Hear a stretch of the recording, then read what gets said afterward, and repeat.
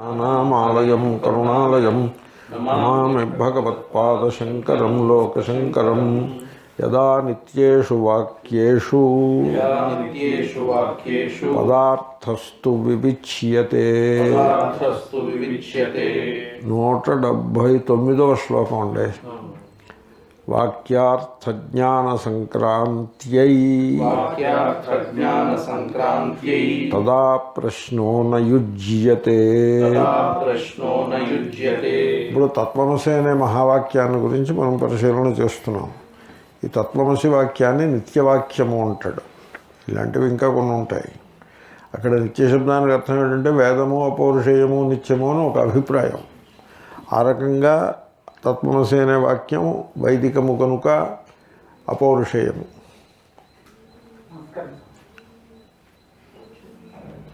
ఇది ఆయన కూర్చి తెచ్చుకుంటారు.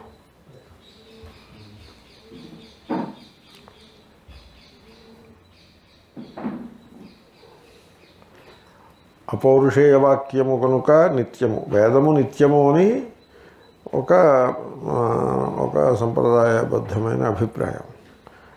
వేదము నిత్యము అంటే సంప్రదాయంలో ఏమనుకుంటారంటే ఆ పదాలు, ఆ శబ్దాలు, ఆ స్వరాలు అవి పెర్మనెంట్, భగవంతుడితో సమానం అని ఆ రకంగా విశ్వాసం ఉంటుంది. అలాగా అదొక పద్ధతి. కానీ విద్యార్థులు ఇంకొంచెం అడ్వాన్స్డ్గా ఆలోచిస్తారు కదా. వేదము నిత్యము అంటే వేదంలో బోధించినటువంటి సత్యం ఏదైతే గలదో అది కాలమునకు అతీతమైనది. కొన్ని సత్యాలు ఎలా ఉంటాయంటే ఓ కాలంలో ఉంటాయి, ఇంకో కాలంలో పోతాయి. ఇది అలాగంటిది కాదు, ఇది శాశ్వతమైన సత్యము. ఇప్పుడు న్యూటన్స్ లా ఆఫ్ గ్రావిటీ ఉందనుకో, అది నిత్యం. అలాగా ఇక్కడ నిత్యం ఏమిటంటే తత్వమసి నిత్యం. అంటే 1000 ఏళ్ల క్రితం వాళ్ళకే అది తత్వమసియే, రాబోయే 1000 ఏళ్ల తర్వాత కూడా తత్వమసియే, ఇప్పుడు తత్వమసియే. తర్వాత క్యాస్ట్, క్రీడ్ ఇలాంటి తేడాలు ఏం లేకుండా అందరూ ఆత్మస్వరూపులు, పరమాత్మస్వరూపులు. కాబట్టి ఆ వాక్యం, ఆ సత్యాన్ని బోధించే వాక్యం నిత్యవాక్యం. తత్ త్వం అసి. దాంట్లో ఉండే పదములను మనం ఇప్పుడు తెలుసుకోవాలి. ఆ పదాలకు అర్థం తెలియద్దు. మరి పదాలకు అర్థం తెలిస్తే మనకి జ్ఞానం కలుగుతుంది. ఆ వాక్యం యొక్క తాత్పర్యం ఏమిటో మనకి జ్ఞానం కలుగుతుంది. అప్పుడు ఆ జ్ఞానం కలిగినట్లయితే నేను బ్రహ్మ ఎలా అవుతానండి, ఇది ఎక్కడి మాట అనే ఆ విధమైనటువంటి అడ్డగోలు ప్రశ్న, లేకపోతే ఆ వాక్యం నాకు అన్వయించదు, ద్వైతము సత్యము అనే దృష్టిని బట్టి వచ్చేటువంటి ప్రశ్న, అంటే ఆ వాక్యం యొక్క యథార్థతను ప్రశ్నించేటువంటి ప్రశ్న, అది యుక్తము, అది యుక్తియుక్తముగా ఉండదు, అది పొసగదు. అర్థం తెలియకపోతే పొసుగుతుంది, అర్థం తెలిస్తే పొసగదు కదా. అర్థము తత్వం అసి, ఆ అర్థం యొక్క వివేకం తెలియాలి. తత్ అంటే ఎక్కడో దూరంగా ఉన్న పరమాత్మ అనుకుంటే అర్థం, అది ఆ వాక్యం మీద ప్రశ్న బయలుదేరుతుంది.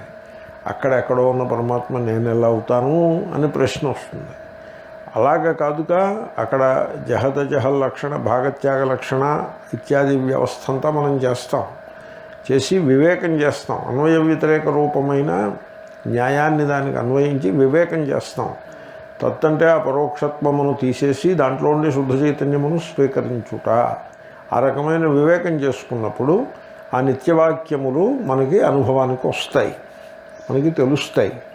తెలిసినప్పుడు ఇది కుదరదేమో అనేటువంటి ప్రశ్న పొసగదు. అది వాక్యం. యదా నిత్యేషు వాక్యేషు పదార్థస్తు వివిచ్యతే. వాక్యార్థజ్ఞాన సంక్రాంత్యై తదా ప్రశ్నో నయుజ్యతే.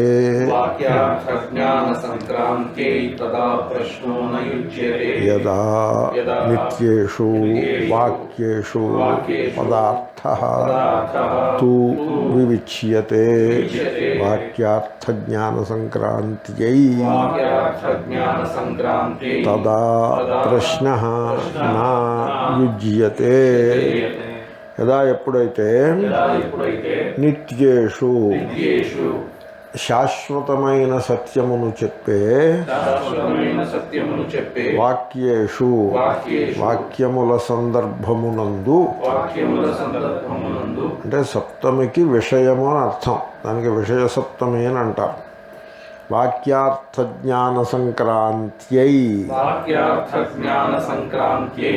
వాక్యము యొక్క అర్థము యొక్క జ్ఞానము సంక్రాంత్యై విద్యార్థికి సంక్రమించుట కొరకు అంటే గురుదేవుడు తత్వమసి అని చెప్పినప్పుడు ఆ జ్ఞానం గురువు నుండి విద్యార్థికి సంక్రమిస్తుంది. అది సంక్రమించడం అంటే పదార్థ పదముల యొక్క అర్థమైతే వివిచ్యతే వివేకపూర్వకముగా తెలియబడుచున్నదో తదా అప్పుడు ప్రశ్న నేను బ్రహ్మను ఎలా అవుతాను ఇత్యాది ప్రశ్న నయుజ్యతే పోసగదు. ఇప్పుడు పదముల యొక్క అర్థమును వివేకపూర్వకంగా తెలిసేసుకుంటాడు, వివేకం చేస్తాడు. ఎందుకోసం ఆ వివేకం చేయటము అంటే పదముల యొక్క వాక్యార్థ జ్ఞానం కలగాలంటే పదముల యొక్క అర్థమును వివేకం చేయాల్సి ఉంటుంది. పదముల అర్థమును వివేకం చేయకుండా వాక్యార్థ జ్ఞానం కలగదు. ఆ వివేకం ఎప్పుడైతే వీడు చేస్తాడో అప్పుడు నేను బ్రహ్మను ఎలా అవుతాను, నాకు అనుభవానికి రావటం లేదు ఇత్యాది ప్రశ్న అది పోసగదు. అంటే ఇప్పుడు తత్వమసి అని అన్నప్పుడు నాయందు దైవత్వము గలదు అని దానిని తాను వివేచనం చేసుకోవాలి. అదేమిటి వాడు ఎవడో ఉంటే నాకు కొంత ద్వేషం ఉన్నది కదా, ఒక ఇతర వ్యక్తిపై ద్వేషం ఉన్నప్పుడు దైవత్వం ఉన్నట్లు ఎలా అవుతుంది అని డౌట్ వస్తుంది. డౌట్ వస్తే ఈ ద్వేషం ఎందుకు వచ్చింది, ఇది ద్వేషం ఎవరిది, అహంకారమునకు చెందిన ద్వేషము, బాహ్యమునందలి విషయములు సత్యములనే భ్రమ కారణంగా ఈ ద్వేషం పుట్టింది, ఇది అహంకారమునకు చెందినది, ఈ అహంకారమే నేనా కాదా అని చూసుకున్నాడు అనుకో, అప్పుడు ద్వేషం పోతుంది. ద్వేషంతో పాటు అహంకారం పోతుంది. ఇప్పుడు దైవత్వం అనుభవానికి వస్తుంది.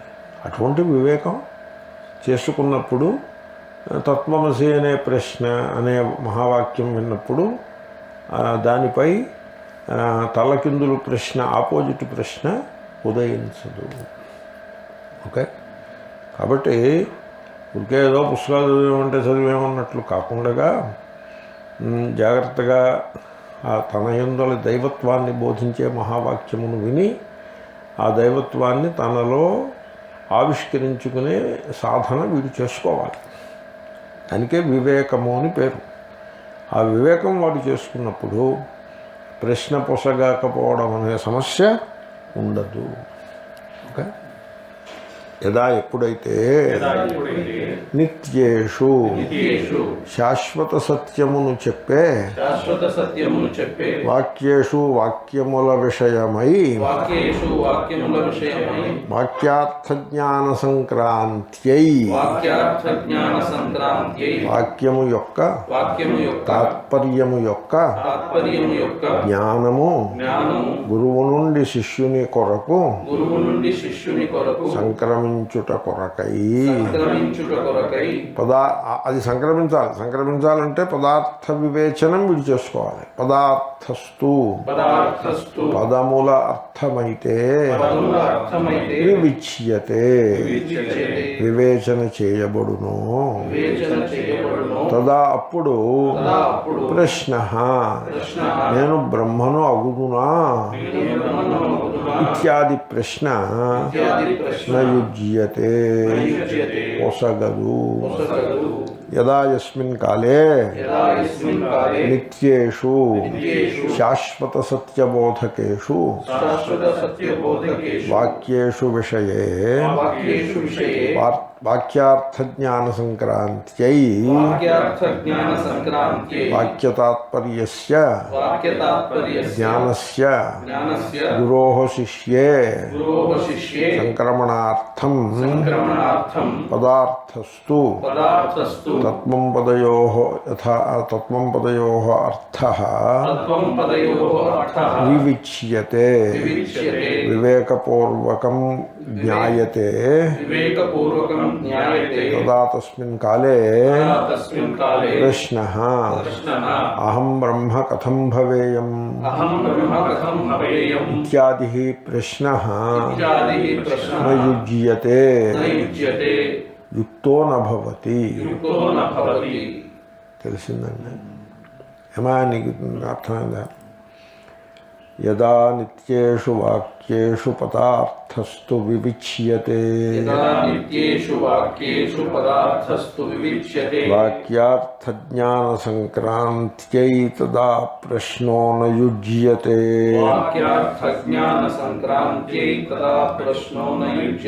అన్వయవ్యతిరేకోక్తిః పదార్థస్మరణాయతు స్మృత్యభావేన వాక్యార్థః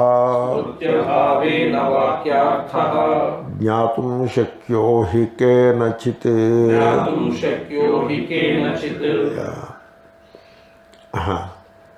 సో ఇక్కడ స్మృతి శబ్ద ప్రయోగం కనబడుతోంది. స్మరణం పదార్థ స్మృతి అంటే పదోపస్థిత వాక్యార్థ జ్ఞాన కారణం. ఓకే, స్మృతి అంటే జ్ఞానం అనే అర్థం. ఓకే, వివేచనం ఉచ్యతే స్మృత్యభావే వాక్యార్థం. స్మృతి అంటే జ్ఞానమనియే అర్థము ఈ శ్లోకంలో. ఎప్పుడో పాతది గుర్తు రావడం అని కాదు. ఓకే, ఈ శ్లోకాలని జాగ్రత్తగా మనం అన్వయించుకోవాల్సి ఉంటుంది. స్మృతి శబ్దానికి జ్ఞానం అనే అర్థము కూడా గలదు. అలాగే ఇచ్చాడా? శుభం, మంచిదే. అలా అప్పుడప్పుడు కొంచెం సహాయం చేస్తూ ఉండమ్మా. ఓకే, అనేటి ఈయన సహాయం చేయడు అంతే. మీనింగ్ వితౌట్ నోయింగ్ అంటే నోయింగ్ గుడ్. అన్వయవ్యతిరేకోక్తి పదార్థస్మరణాయతు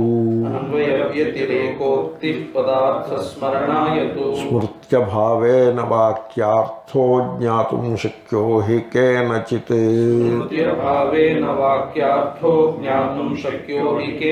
అన్వయవ్యతిరేకోక్తి పదార్థస్మరణాయ తు స్మృత్యభావే నా వాక్యార్థః జ్ఞాతుం శక్యః హి కేనచిత్. ఇప్పుడు అన్వయ వ్యతిరేకోక్తి చెప్పారు ఇంతకుముందు. ఇప్పుడు తత్వత్వం అన్నప్పుడు తత్వ నుండి ఉండే పరోక్షత్వం జారిపోతుంది, అది వ్యతిరేకం. తత్వం నుండి ఉండే చైతన్యాంశం ముందుకు సాగుతుంది, అదే అన్వయం. త్వం అన్నప్పుడు త్వం యందుండే పరిచ్ఛిన్నత్వం పోతుంది అవతలకి, అది వ్యతిరేకం. త్వం నందుండే చైతన్యాంశం ముందుకు సాగుతూ ఉంటుంది, అదే అన్వయం. కాబట్టి వ్యతిరేకాలు తీసేసి అన్వయాలను పెట్టుకుంటే అది చైతన్యమే, ఇది చైతన్యమే. దీన్నే భాగత్యాగ లక్షణ అన్నారు. అప్పుడు ఆ చైతన్యాంశంలో ఏకత్వం అనుభవానికి వస్తుంది. ఏకత్వం అనుభవానికి రావడాన్నే తెలియడము అని ఆ పదప్రయోగం అలా ఉంటుంది. తెలియడాన్నే స్మృతి అని కూడా అంటారు. ఓకే, స్మరించాడు అంటే తెలుసుకున్నాడు అని అర్థం. ఇప్పుడు అధీహి భగవో బ్రహ్మేతి అని ఉంటుంది ఉపనిషత్తులో. హే భగవః మహ్యం తత్వం స్మర ఇత్యర్థః. అక్కడ ఆయనకి తెలుసున్న దాన్ని స్మరించడం, స్మరించిన దాన్ని తెలుసుకోవడం, తెలుసున్న దాన్ని స్మరించడం, అది that may not be the right example. మొత్తానికి స్మృతి అంటే తెలియుట అని అర్థం ఉంది ఇక్కడ. అర్థం అది పదార్థస్మరణాయతు పదముల అర్థము తెలియుట కొరకైతే అన్వయ వ్యతిరేకోక్తి అన్వయ వ్యతిరేక న్యాయమును చెప్పవలెను.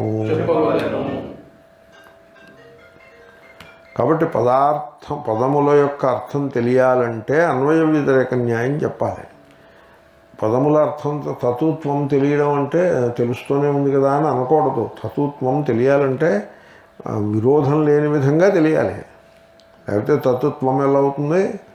విరోధం లేని విధంగా తెలియాలంటే అన్వయ వ్యతిరేకాలని చెప్పుకుంటాం. స్మృత్య కేనచిత్ హి ఎలా అనగా కేనచిత్ ఎవనిచేనైనను స్మృత్యభావే అక్కడ పదార్థ స్మృతిది. స్మృతి అంటే పదార్థ స్మృతి పైనుంచి వచ్చింది. అది పదముల అర్థముల జ్ఞానము పదముల అర్థముల యొక్క జ్ఞానము లేకుండగా లేనప్పుడు వాక్యార్థ వాక్య తాత్పర్యము జ్ఞాతం తెలియుటకు శక్యము కాదు.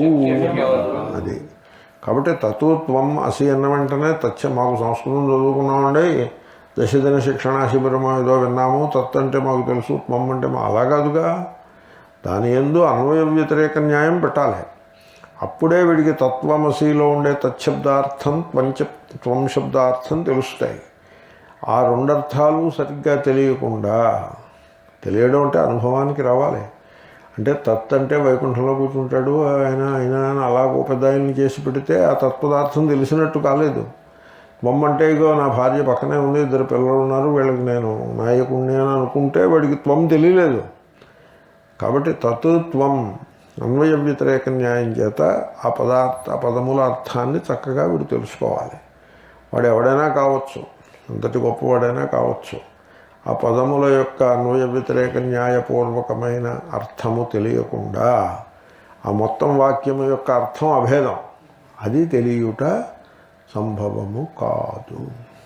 ఓకే, అభేదాన్ని తెలుసుకోవాలి. అది సర్వత్రా అభేదాన్ని తెలుసుకుంటూ ఉండాలి. ఇప్పుడు మనం సుఖం కొరకు బయటికి పరుగులు తీస్తూ ఉంటాం. ఇప్పుడు ప్లేట్లో స్వీట్ పెట్టి ఇస్తారు, అది తింటే సుఖం కలుగుతుంది కదా. ఇప్పుడు ఈ సుఖము ఎక్కడ కలదు అంటే స్వీట్లో ఉంది. స్వీట్లో ఉంటే ప్లేట్కి వచ్చిందా సుఖం? తెడ్డుకి వచ్చిందా? స్పూన్కి వచ్చిందా సుఖం? వాడు స్వీట్ అమ్మాడా సుఖం అమ్మాడా? స్వీట్ అమ్మాడు. పోను సుఖం అమ్మచ్చుగా. కాబట్టి స్వీట్లో సుఖం ఉంటే సుఖమే అమ్మచ్చు, స్వీట్ ఎందుకు అమ్మడం? కాబట్టి అది స్పూన్లో ఉండదు, కప్పులో ఉండదు, ముద్దలో ఉండదు. ఎక్కడ ఉంటుంది సుఖం? మీ లోపల ఉంటుంది. అంటే నాలుక మీద ఉందేమో, పోనీ అలా అనుకో, అంతవరకు రా. నాలుక మీద ఉందేమో, నాలుక మీద ఎలా ఉంది? ఒక సెన్సేషన్ కలుగుతుంది. సెన్సేషన్ని తెలుసుకునేటువంటి మనస్సులో ఉందేమో, మనస్సుకి సంస్కారాన్ని ఇచ్చే బుద్ధిలో ఉందేమో, బుద్ధికి ఉనికిని అనుగ్రహించే అహంలో ఉందేమో, ఆ అహం తత్వమును ప్రకాశింపజేసే ఆ చైతన్యంలో ఉందేమో. అక్కడ ఉంది సుఖం. కాబట్టి ఇప్పుడు భేదమా అభేదమా? భేదం వల్ల ఏమొచ్చింది? కాబట్టి ఇంద్రియ సుఖం దగ్గర కూడా అభేదమేనండి. ఈ భేదవాదుల్ని గోడ కూర్చివేయించాలక్కర్లేదా? ఇంద్రియ సుఖం దగ్గర కూడా ఏముంది? అభేదమే గలదు. దేవుణ్ణి పూజ చేస్తున్నారు.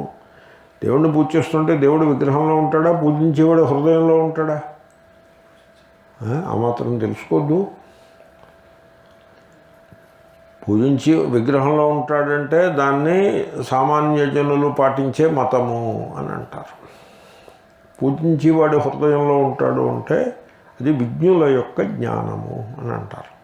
భగవద్గీత 12వ అధ్యాయానికి భక్తి యోగం అని పేరు. దాని పేరే భక్తి యోగం కదా, ప్రసిద్ధి చెందిన పేరు. అది హోమోసెంట్రిక్కా థియోసెంట్రిక్కా ఆ 12వ అధ్యాయం. హోమో అంటే హ్యూమన్ బీయింగ్, హోమోసాపియన్. 12వ అధ్యాయం మొత్తం 20 శ్లోకాలు ఉన్నాయి. ఆ 20 శ్లోకాల్లో ఏ ఒక్క శ్లోకమైనా థియోసెంట్రిక్ ఉందా, హోమోసెంట్రిక్ ఉందా? All the way homo. ఏవం సతతయుక్తాయే భక్తాస్త్వాం పర్యుపాసతే అని అది హోమోసెంట్రిక్. అది అంతటా ఆల్ ది వే హోమోసెంట్రిక్. మనిషి చుట్టూ తిరుగుతుంది మొత్తం 12వ అధ్యాయం. దేవుడి చుట్టూ తిరుగుతుందేమో అని వీళ్ళు అనుకుంటారు. దేవుడు చూపించి నాకు ఎక్కడ దేవుడి చుట్టూ ఎక్కడ తిరిగిందో అర్థం చేసుకోవద్దండి. కాబట్టి దేవుడు మనిషి లోపల ఉంటాడా లేకపోతే మనిషి బయట ఉంటాడా? ఇవి బేసిక్ థింగ్స్. ఇవి బేసిక్ థింగ్స్కి వెళ్తే మీకు సత్యం కరతలామలకంగా తెలుస్తూ ఉంటుంది. మీరు బేసిక్ థింగ్స్ని విడిచిపెట్టేసి వాళ్ళు రాసిన తర్క పుస్తకాలు ఉన్నాయి, ద్వైత పుస్తకాలు, తర్క పుస్తకాలు ఉన్నాయి. అవి చదువుకుంటూ కూర్చుంటే పూర్వజన్మలో కర్మ చేశాడు, పుట్టాడు, వీడు కర్మ వల్ల వీడు పుట్టాడు, దేవుడు కర్మ వల్ల పుడతాడా, ఇంకా మీరు ఇలాగ పెట్టుకుంటే ప్రశ్నలన్నీ వస్తాయి. అప్పుడు ఇంకా మీకు అభేదం ఎలా తెలుస్తుంది? కాబట్టి దేవుణ్ణి పూజిస్తున్నాడు అంటే దాంట్లో అభేదము గలదు. ఇంద్రియ భోగం అనుభవిస్తున్నాడు అంటే కూడా అభేదము గలదు. మీకు సంసారమైనా అభేదమే, పూజాధికమునందు కూడా అభేదమే సత్యము. ఆమె నా భార్య అంటాడు. ఆమె నా భార్య అంటే ఆమె మనస్సు నా మనస్సు ఒకటే అని కదా అర్థం. విడిపోయారంటే మనస్సులో ఒకటి కాలేదు కాబట్టి విడిపోయారు. కవులు రాసి పాటలు చూసుకుంటే కూడా మీకు దాంట్లో అభేదం కనపడుతూ ఉంటుందండి. ఏమండి కదా, నీ మనసు నా మనసు ఒక్కటే అని వీడేదో డ్యాన్స్ చేస్తూ పాట పాడతాడుగా. అభేదం లేదే ఎక్కడ కుదురుతుంది? ఈ అద్వైతం సుఖ దుఃఖయో నడుగతం. కాబట్టి అభేదమే సత్యము. ఇప్పుడు కొడుకు కష్టపడుతుంటే తండ్రి కష్టపడతాడు, వాడి కష్టాన్ని చూసి వీడు కష్టపడతాడు. మరి అభేదం కాలేదది. కాబట్టి ఈ తత్వం పదముల యొక్క వివేచన జాగ్రత్తగా చేసుకోవాలి. అన్వయ వ్యతిరేక న్యాయం పెట్టుకుంటూ ఉండాలి. ఏది అన్వయిస్తుంది అది అట్టి పెట్టుకోవాలి, ఏది జారిపోతుందో దాన్ని వదిలిపెట్టేసేయాలి. ఇప్పుడు జాగ్రత్త అవస్థ నుంచి సుషుప్తి అవస్థకి ఏది అన్వయించింది? చైతన్యం అన్వయించింది, సాక్షి చైతన్యం. ఏది జారిపోయింది? ఆ పర్సనాలిటీ అంతా జారిపోయింది. దానికి వ్యతిరేకత, అది వ్యతిరేకం. అండ్ శుద్ధ సాక్షి చైతన్యానికి అన్వయం. ఆ రకంగా అన్వయ వ్యతిరేకాలను చూసుకుంటే చక్కటి పదార్థ జ్ఞానం కలిగి ఆ తర్వాత వాక్యార్థ జ్ఞానం కలుగుతుంది. పదార్థస్మరణాయతు పదముల యొక్క అర్థము యొక్క జ్ఞానము కొరకైతే అన్వయ వ్యతిరేకోక్తి అన్వయ వ్యతిరేక న్యాయము యొక్క చెప్పుట అయినది. ముందు చెప్పడం అయింది. హీ ఎలయనగా కేనచిత్ ఎవనిచేనైనను స్మృత్యభావే పదముల తాత్పర్యము తెలియనప్పుడు వాక్యార్థ వాక్యము యొక్క తాత్పర్యము జ్ఞాతం తెలియుటకు నశక్యతే శక్యము కాదు. పదార్థస్మరణాయతు తత్వం పదయోః అర్థస్య జ్ఞానార్థం అన్వయ వ్యతిరేకోక్తి అన్వయ వ్యతిరేక న్యాయస్య వచనం జ్ఞాతవ్యం అని చెప్పడం అయింది. అది మీరు తెలుసుకోవాల్సి ఉంటుంది. హి యస్మాత్ కేనచిదపి స్మృత్యభావే తత్వం పదార్థ జ్ఞానాభావే సతి వాక్యార్థః తత్వమసి వాక్యస్య తాత్పర్యం అభేదః జ్ఞాతుం న శక్యః. సంస్కృతం ఎంత సరళంగా ఉంది. అన్వయ వ్యతిరేకోక్తి పదార్థస్మరణాయతు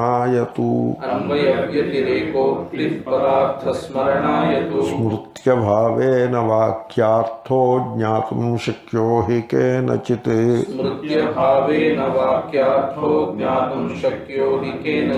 తత్వమస్యాది వాక్యేషు త్వం పదార్థా వివేకతః యజ్యతే నైవ వాక్యార్థః నిత్యముక్తోహమితి. అతః అతః తర్వాతి శ్లోకంలోకి పోతుంది. అతః దేర్ఫోర్ అని తర్వాతి శ్లోకంలోకి వెళ్తుంది అది. ఓకే, దాని ముఖం చూస్తే తెలియట్లేదు. ఈ శ్లోకాలు ఇలాగే ఉంటాయి, ఇటు అటు కలగాపులకం కింద ఉంటాయి. చాలా ఓపికగా పెట్టిన అన్వయించాల్సి ఉంటుంది. తత్వమస్యాది వాక్యేషు త్వం పదార్థా వివేకతః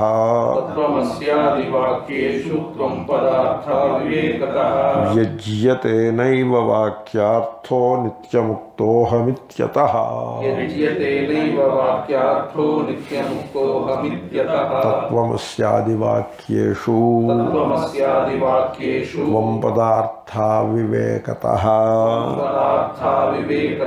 యజ్యతే నా ఏవ వాక్యార్థః నిత్యముక్తః అహం ఇతి. అతః తత్వమస్యాది వాక్యేషు తత్వమసి అహం బ్రహ్మాస్మి మొదలైన వాక్యములయందు త్వం పదార్థా వివేకతః త్వం పదము యొక్క అర్థమును వివేకపూర్వకముగా తెలియనందువలన వాక్యార్థః వాక్యతాత్పర్యము అహం నిత్యముక్తః ఇతి. అహం నేను నిత్యముక్తః శాశ్వతముగా విముక్తుడనై ఉన్నాను ఇది అనే వాక్యార్థః వాక్యతాత్పర్యము నవ్యజ్యతే ఏవ స్పష్టముగా తెలియబడుటనే లేదు. అతః ఇందువలన ఆ తర్వాత వస్తుంది. ఏమండి, ఇప్పుడు మీరు తత్వమసి వాక్యం ఉంది, ఆ వాక్యం వీడు విన్నాడు. విని త్వం దగ్గరే వివేకం లేదు. త్వం దగ్గరే వివేకం లేదు. వేదాంత పాఠానికి రావయ్యా అంటే వచ్చి పాఠంలో కూర్చుంటాడు. ఐడెంటిఫికేషన్తో కూర్చుంటాడు. వచ్చి ఐడెంటిఫికేషన్తో కూర్చోకూడదు. మీరు ఐడెంటిఫికేషన్ పెట్టుకుని కూర్చుంటే అదే ఒక కవచం ధరించి కూర్చున్నట్టు ఉంటుంది. ఐడెంటిఫికేషన్తో కూర్చోకూడదు. ఈ విషయం మీద నేను గట్టిగా చెప్తూ ఉంటా. అక్కడ అమెరికాలోనూ అక్కడ చెప్తూ ఉంటా. కొంతమంది కోపాలు కూడా వస్తాయి. కొంతమంది ఏమిటండి ఈ స్వామీజీ ఇలా చెప్తాడు, ఏమిటండి కొడుకు లేదంటాడు, కోడలు లేదంటాడు, మనవరాలు లేదంటాడు, ఇది ఎక్కడ దిక్కుమాలిన పాఠం అండి అని బుగ్గలు నొక్కున్న తల్లులు లేకపోలేదు. పైగా ఏమన్నారంటే ఈ స్వామీజీ పాఠం మాకు నచ్చలేదండి, ఆయన పాఠం మాకు నచ్చింది అని అంటారు. కాబట్టి ఎందుకంటే నేను ఫలానా వాడికి భార్యను, ఫలానా పిల్లలకి తల్లిని అని వచ్చి క్లాసులో కూర్చుంటే, ఐడెంటిఫికేషన్తో క్లాసులో కూర్చుంటే అది ఆ ఆర్మర్ని, ఆ కవచాన్ని ఛేదించుకుని పదార్థ జ్ఞానం కలగదు. పద వివేచన ఉండదు. పద వివేచన లేకుంటే వాక్య తాత్పర్యం తెలియదు. ఇటువంటి వాళ్ళు పురాణాలకి పూజలకి పనికొస్తారు తప్ప తత్వమసి మహావాక్యానికి ఎలా పనికొస్తారండి? పనికిరారు. కాబట్టి ఇక్కడ మీరు తెలుసుకోవాల్సింది ఏమిటంటే తత్వమసి అని ఉంది, నా గురించి చెప్తోంది. హోమోసెంట్రిక్ మెసేజ్ ఇది. థియోసెంట్రిక్ అంటే ఎలా ఉంటుందో తెలుసునా, త్వం తత అస్థి అని ఉంటుంది. థియోసెంట్రిక్ అయితే అస్థి అని ఉంటుందప్ప. అసి అని ఉంటే అర్థం ఏంటి? Homocentric, it is about you. నా గురించి ఏదో చెప్తున్నట్టున్నాడే ఆయన. అవును, తత్వమసి అన్నాడంటే నా గురించి చెప్తున్నాడు. నా గురించి ఏమిటి? నేనేమిటి? నేను బ్రహ్మ. అదేమిటి? బ్రహ్మ అసంసారి కదా, నేను సంసారిని కదా. అంటే చూడు, నువ్వు సంసారం ఎప్పుడయ్యావు? ఎలా అయ్యావు? నాకు సంసారమునందు సంగము కలదు. ఉందా? సంగం ఉన్నదా? సంసారమునందు సంగం ఉంటే మీరు ఇక్కడ ఈ చాపల మీద కూర్చొని ఉంటారా? ఉండరు. ఓ మహాత్ముడి దగ్గరికి ఒక ఆయన ఏదో సెంటు వాసన చూసుకుంటూ వెళ్ళాడు. ఇంద్రియ భోగాలు లేకుండా ఎక్కడ కుదురుతుందండి జీవితం అన్నాడు. నువ్వైతే ఓ పని చేయి, ఆ సెంటు వాసన చూస్తూ కూర్చోగలవు. ఎంతసేపు చూడగలవు సెంటు వాసన? ఎంతసేపు? 5-10 నిమిషాలు కూడా చూడలేరు. 1 నిమిషం చూడగలుగుతారు. తర్వాత తలపోటు వస్తుంది ఎక్కువసేపు చూస్తే. తర్వాత స్వీట్లు మంచిగా రుచిగా ఉంటాయి కదా, తింటూ కూర్చో. తినగలుగుతారా? తింటూ కూర్చున్న వాళ్ళు హాస్పిటల్కి వెళ్ళిపోరా? ఆమె నా భార్య, నాకు ప్రియురాలు, నాకు ఆమె అంటే ఇంకా ప్రాణము. సరే అయితే కౌగులించి కూర్చో, విడిచిపెట్టకు. ఒకసారి ట్రై చేసి చూడు. ఆవిడేం చేస్తుంది? నువ్వెక్కడ మొగుడు దొరికేవా, పోవతలకని తోసేదు. కాబట్టి సంగము ఉందా లేదా? సంగము లేదు. సంగము ఉందని వీడు భ్రమపడ్డాడు. వివేచన చేసుకుంటే వాడికి తెలిసిపోతుంది, కరెక్టే కదా. నిత్యముక్తోహం. నాకు సంగము ఉందని భ్రమపడ్డప్పుడు సంగము ఉన్నట్టు అనిపించింది. సంగము లేదు. ఈ సంగం ఎలాంటిదో తెలిసిన, వీడు చెట్టు కౌగులించుకున్నాడు. కౌగులించుకుని బయటికి రావడం మానేశాడు. అదేమిట్రా చెట్టును కౌగులించుకున్నావు, ఇతరులకు రా అంటే, చెట్టు నన్ను కౌగులించుకుంది, పట్టుకుంది, నేను రాలేకపోతున్నాను. చెట్టు వీడిని పట్టుకుందా, వీడి చెట్టుని పట్టుకున్నాడా? అంతే. సంసారం వృక్షమే కదండి. కాబట్టి మనం పట్టుకుంటాం దాన్ని, అది మనం పట్టుకోదు. డబ్బును మనం పట్టుకున్నామా, డబ్బు మనల్ని పట్టుకుందా? మనమే డబ్బుని పట్టుకున్నాం. దేనినైనా మనమే పట్టుకున్నాం. మనల్ని ఏది పట్టుకోదు. Very simple. బుద్ధుడికి కొడుకు పుట్టాడని చెప్పారు.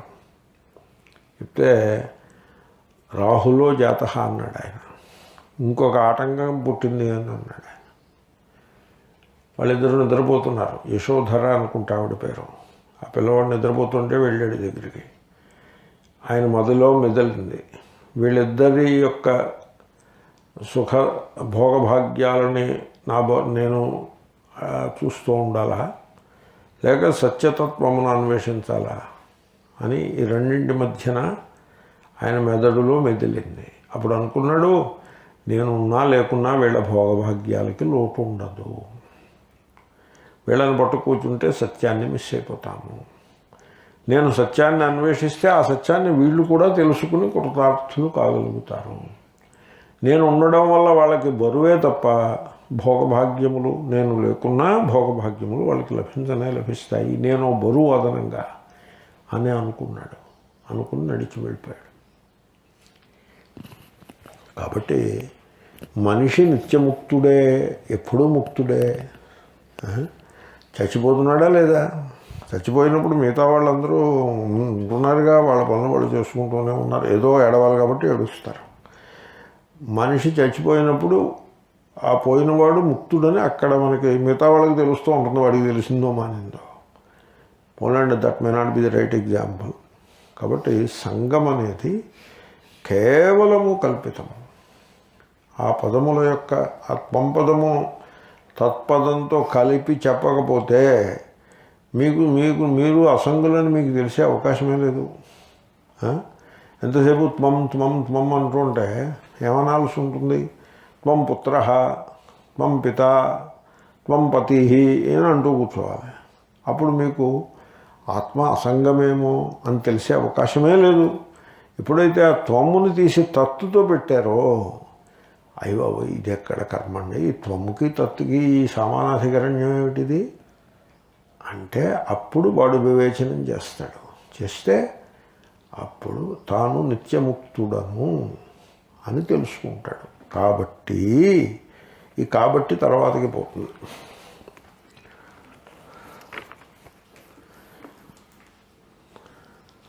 తత్వమస్యాది వాక్యేషు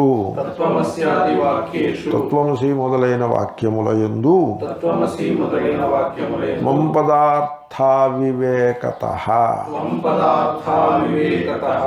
త్వం పదము యొక్క అర్థమును వివేకపూర్వకముగా తెలియనందువలన వాడు తెలుసుకోడు.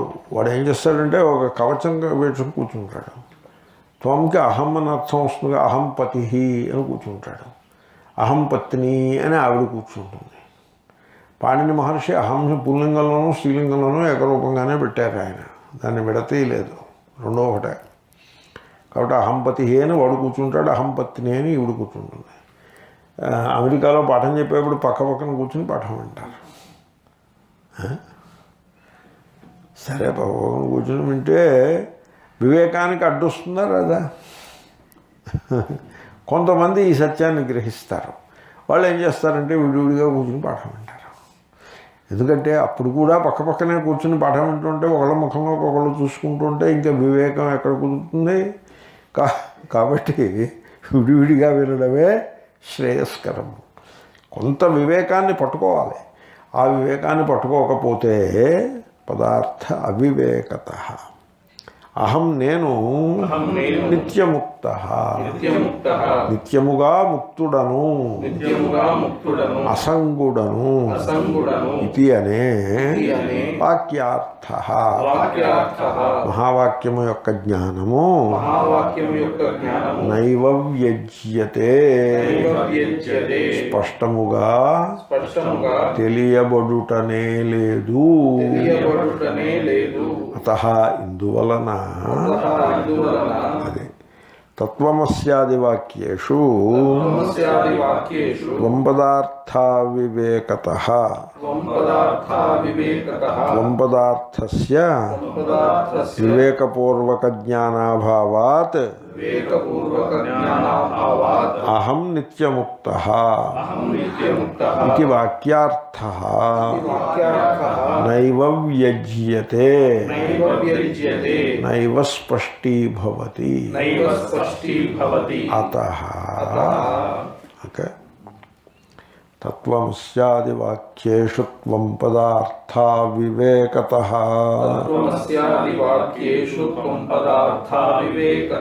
యజ్యతే నైవ వాక్యార్థో నిత్యముక్తోహమిత్యతః.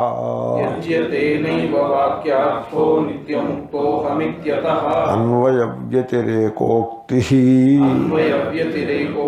తద్వివేకాయ నాన్యథా. అది స్పష్టమవుతోందిగా.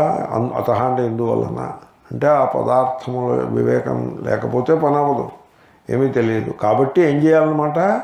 పదార్థ వివేకం తెలుసుకోవాలి. అంటే అన్వయ వ్యతిరేకాన్ని పట్టుకోవాల్సి ఉంటుంది. త్వం పదార్థ వివేకే పాణావర్పిత బిల్వవత్. వాక్యార్థ అది కంటిన్యూషన్ సెంటెన్స్. వాక్యార్థో వ్యజ్యతే చైవం కేవలోహం పదార్థతః దుఃఖీత్యేతదపోహేన ప్రత్యగాత్మ వినిశ్చయాత్. అన్వయ వ్యతిరేకోక్తిస్తద్వివేకాయ నాన్యథా. త్వం పదార్థ వివేకే పాణావర్పిత బిల్వవత్.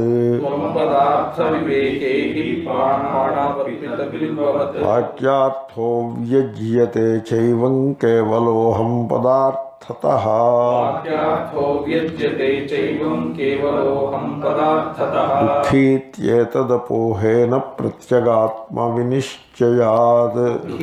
ఏతదపోహేన ప్రత్యేగాత్మ వినిశ్చయాత్. అక్కడికి సెంటెన్స్ పూర్తి చేయాలి. ఇంకా కంటిన్యూషన్ అని డౌట్ వచ్చింది నాకు. ఒకప్పుడు అలా పోతూ ఉంటుంది.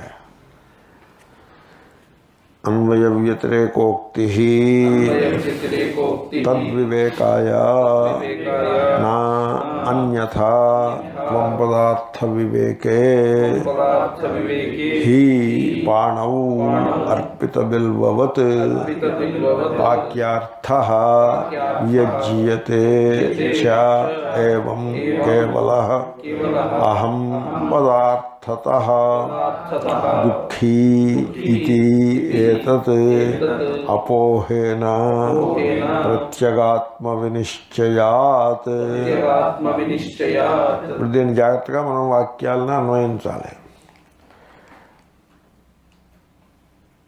అతః ఇందువలన తద్వివేకాయ త్వంపదము యొక్క వివేక జ్ఞానము కలుగుట కొరకు అన్వయ వ్యతిరేకోక్తి అన్వయ వ్యతిరేక న్యాయము చెప్పుట న్యాయమును చెప్పుట. మీకు ఆ త్వంపదానికి అర్థం స్పష్టంగా తెలియాలి. త్వంపదానికి వివేకపూర్వకమైన జ్ఞానం కలగాలి. ఈ పాఠం విని వాళ్ళు మామూలుగా నేను పాఠం చెప్తూ ఉంటాను, నాకు తెలుస్తూ ఉంటుంది. వాడు మొత్తం సంసారం అంతా నెత్తిమీ పెట్టి కూర్చుని లోపలికి వస్తాడు. సంసారం బయట పెట్టి లోపలికి రారా అంటే అలా రాడు. సంసారం అంతా తెచ్చుకొస్తాడు లోపలికి. ఇది ఎలాగంటే ఈ గవర్నమెంట్ ఉద్యోగానికి వెళ్ళే వాళ్ళు ఈ అమ్మాయిలు ఉంటారు. అమ్మాయిలు అంటే అబ్బాయిలు చేసేది అబ్బాయిలు చేస్తారు. అమ్మాయిలు ఈ కుట్లు సూదులు ఉండలు అన్నీ పట్టుకుని వెళ్తారు అక్కడికి. అక్కడ ఆఫీసులో కూర్చొని ఆ ఫైల్ ఇలా ఇలా సర్దుకుని ఇవి చూసుకుంటూ కూర్చుంటారు.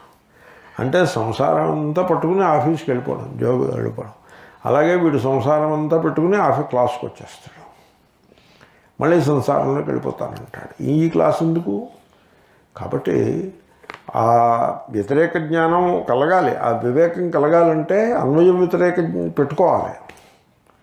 అన్వయ వ్యతిరేకం ఏం పెట్టుకోవాలి? ఏవిటి జారిపోతున్నాయి, ఏవిటి జారిపోకుండా నిలబడి ఉంటుంది అనే వివేకం పెట్టుకోవాలి. ఆమె ఉన్నప్పుడు నేను భర్తనని అనిపిస్తుంది, వాడు ఉన్నప్పుడు నేను తండ్రిని అని అనిపిస్తుంది, ఏదో బ్యాంక్ అకౌంట్ చూసినప్పుడు ఈ డబ్బంతా నాదే అని అనిపిస్తుంది. ఇవి జారిపోతూ ఉంటాయి. మీకు నేను సత్యం చెప్తున్నాను, మీరు బ్యాంకుల్లో పెట్టిన డబ్బు బ్యాంకు వాళ్ళు పుచ్చేసుకుంటారు తప్ప మీరు దాన్ని ఖర్చు పెట్టుకునేది ఉండదు. మీరు కుదువ పెడుతూ ఉంటారు, వాడు పుచ్చేసుకుంటాడు. ఇది అప్లై టు ఎవరిబడి, నాకు కూడా అప్లై అవుతుంది. అంతే, అది అలా పోతూ ఉంటుంది. అది పోనీ బ్యాంకులో బాగుపడి కూడా ఎవడో ఉన్నాడు. అంచేతనే జగత్తు మిథ్య అన్నారు. ఈ మొత్తం బ్యాంకు వాడు బాగుపడతాడా, కస్టమర్స్ బాగుపడతారా? ఎవడు బాగుపడ్డాయా? ఎవడు బాగుపడి ఎవడో ఉన్నాడు. అందరూ పోగొట్టుకునేదే. దాంట్లో ఎవడి చేతికి ఆ డబ్బు వచ్చేది కాదు. వీళ్ళకి పోతుంది, వాళ్ళకి పోతుంది. కాబట్టి ఆ వివేకం పెట్టుకుని ఏది జారిపోతుందో ఎప్పటికప్పుడు గుర్తుపెట్టుకోవాలి. జారిపోకుండా మిగిలేది సాక్షి చైతన్యము, అజేరుక. అది ఒక్కటే, దేహం పోతుంది, మనస్సు పోతుంది, అజేరుక మిగిలి ఉంటుంది అనే వివేకం పెట్టుకోవాలి. దానికోసం అన్వయ వ్యతిరేకం బాగా చెప్పుకుంటూ ఉండాలి. అన్యథా మరి ఒక ప్రకారముగా నా అంటే పైకి పోవాలి. వాక్యార్థము తెలియదు. అక్కడికి ఆ వాక్యం కంప్లీట్ అయింది. అది ఓకే. హి ఎలా అనగా త్వం పదార్థ వివేకే సతి అని సతి సప్తమి అని పెట్టుకోవాలి. ఓకే. త్వం పదము యొక్క తాత్పర్యము వివేకపూర్వకముగా తెలియగా, అదే వివేకం అంటే వివేక జ్ఞానం అనే అర్థం. సతి సప్తమి తెలియగా వాక్యార్థ వాక్యతాత్పర్యము అభేదము. వాక్యతాత్పర్యం ఏమిటి? అభేదము.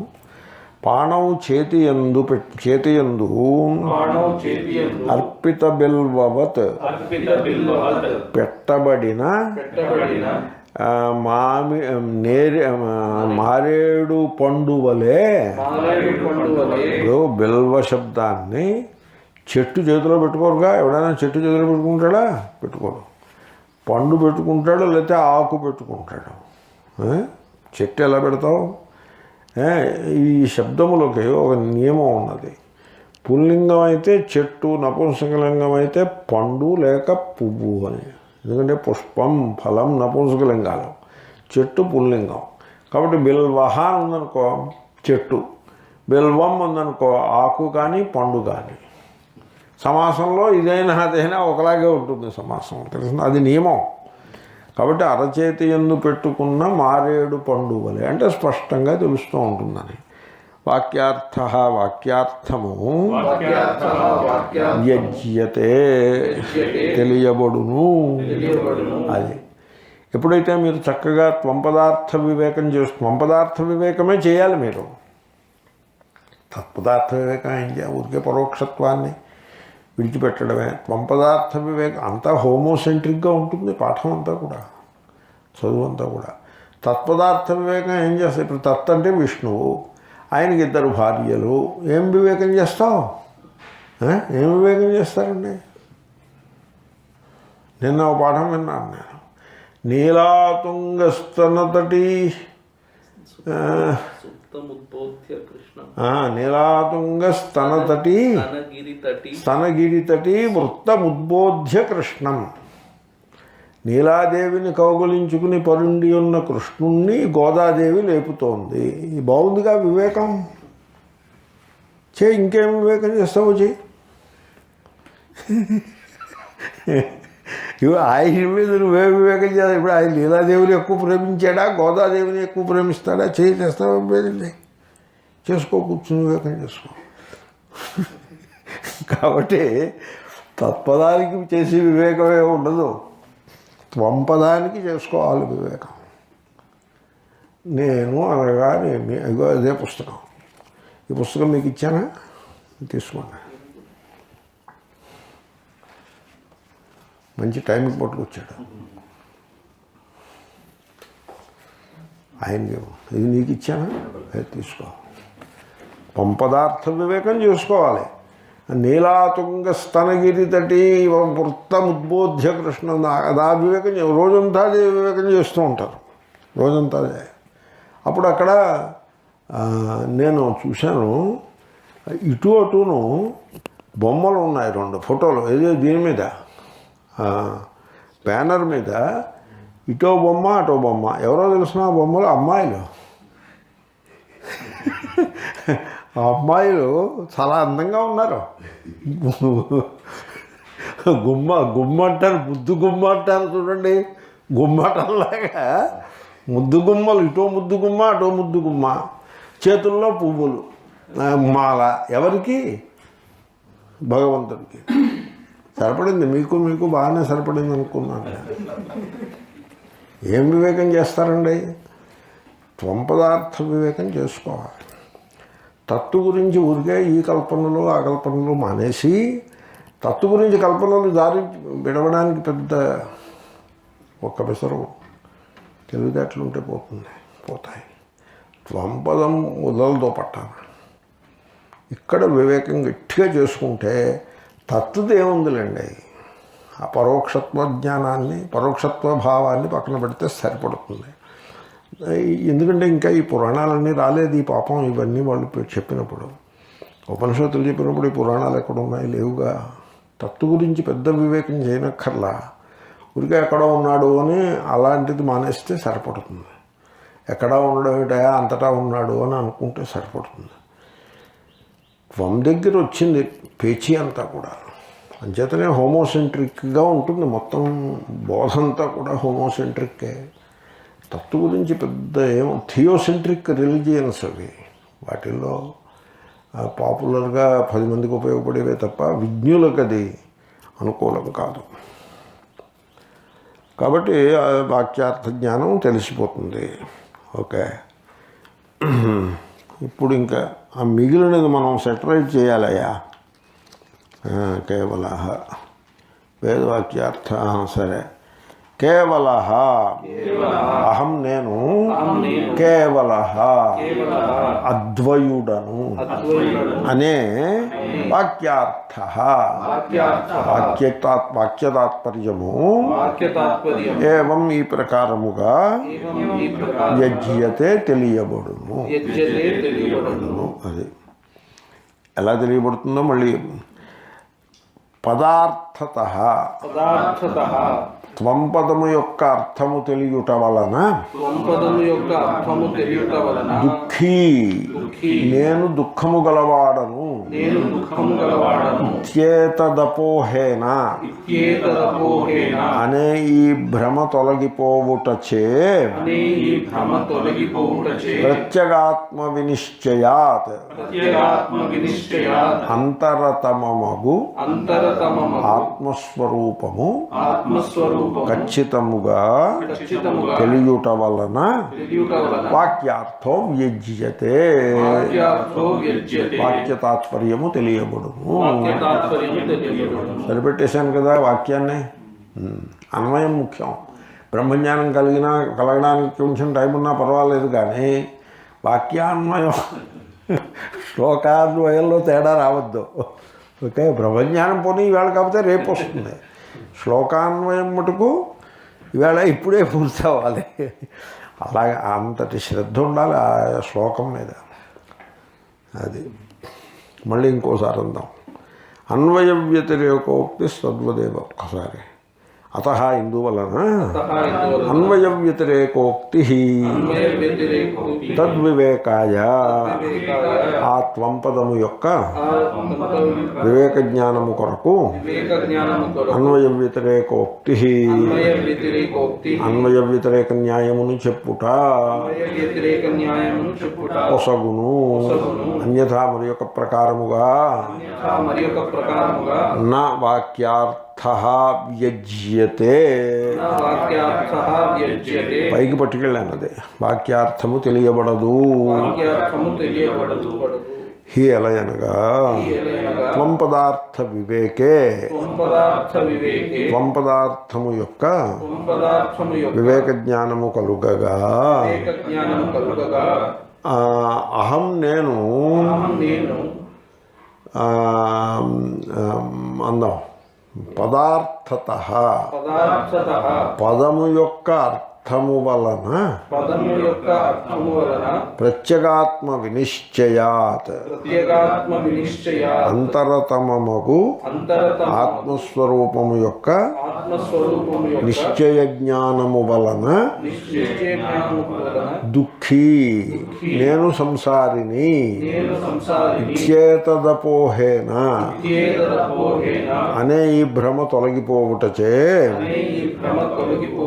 అహం నేను కేవల అద్వయుడను ఏవం ఈ ప్రకారముగా వాక్యార్థ వాక్యజ్ఞానము యజ్యతే తెలియబడుచున్నది. ఎంత బాగుందో చూడండి. చాలా మధురమైన ఘట్టం. ఓకే, పాణావర్పిత పాణౌ చేతియందు అర్పిత బిల్వవత్ పెట్టబడిన మారేడు కాయవలే తెలియబడుతున్నది. చేతిలో ఉండాలి. అహం అద్వయ అహం ఆత్మ బ్రహ్మ నేను అద్వయుడను. అంత స్పష్టమైన జ్ఞానము కలుగుతుంది. కేవలము ఆ త్వం పదార్థాన్ని పట్టుకుని వివేకం చేసుకుంటే అంత జ్ఞానం కలిగేస్తుంది. అంచేతనే నిర్వాణ షట్కం అని దశశ్లోకని ఇవన్నీ కూడా త్వం పదార్థాన్ని రాపిడి చేయటం కోసమే వచ్చాయి. అలాగే అద్వైత పంచరత్నం అని ఒకటి ఉంది. ఇవాళ పొద్దున్న చూశాను నేను. శివోహం శివోహం అది కూడా నిర్వాణ షట్కాన్ని మించి ఉందని. శంకరులు ఎప్పుడు చెప్పినా ఏది చెప్పినా అలాగే ఉంటుంది. అతః తద్వివేకాయ అన్వయ వ్యతిరేకోక్తి వ్యతిరేకోక్తిః అన్యథా అన్యథా న వాక్యార్థో వ్యజ్యతే వాక్యార్థో విరజ్యతే హి యస్మాత్ యస్మాత్ త్వం పదార్థ వివేకే సతి పదార్థ వివేకే సతి పదార్థతః పదార్థతః ప్రత్యగాత్మ నిశ్చయాత్ ప్రత్యేగాత్మ నిశ్చయాత్ అహం దుఃఖీ అహం దుఃఖీ ఇత్యేతదపోహేన ఏతదపోహేన అహం కేవలః అహం కేవలః అద్వయః ఏవం ఇత్థం ప్రకారేణ ప్రకారే వాక్యార్థః వాక్యార్థ వాక్యతాత్పర్యం వాక్యతాత్పర్యం వ్యజ్యతే వ్యజ్యతే సుస్పష్టమనుభూయతే స్పష్టమనుభూయతే. సరిపడిందా? అన్వయం సరిపడిందా?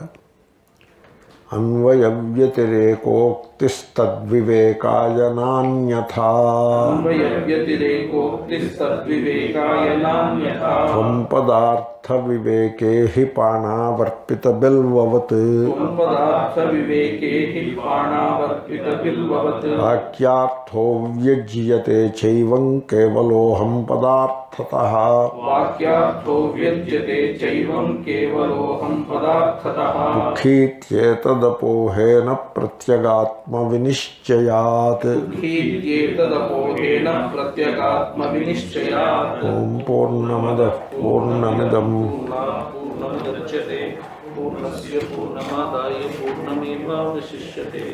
ఓం శాంతి శాంతి. మాస్కులు పెట్టేసుకోండి.